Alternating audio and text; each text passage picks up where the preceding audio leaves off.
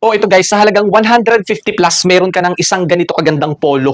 Grabe, imagine guys, 150 plus lang may ganito ka ng polo, isang piraso. Pero ito guys, nabili ko naman buy one take one. Available din siya guys sa buy one take one. 300 plus lang, 319, wala pang 320 yung dalawang piraso mo. Ang maganda guys, sakto yung haba sa akin, sakto yung lapat.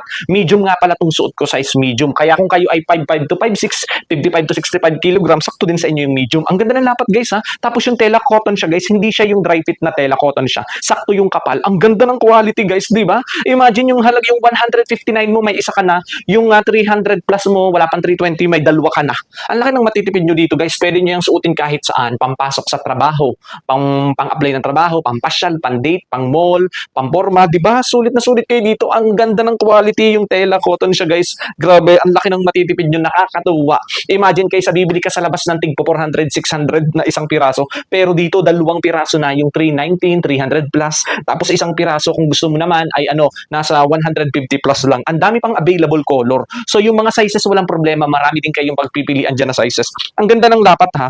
Magpwede sa short, pwede sa pants, di ba? Yun ang maganda kapag polo. Kahit ano pating occasion, yung mga semi-formal occasion, pwede yung mga ganitong polo. So ito yung kasama niya, buy one take one to nung binili ko, 319 ko to nabili, wala pang 320 nung binili ko to. So black, ang ganda rin ng black guys. Saka ito naman yung kulay, yung blue.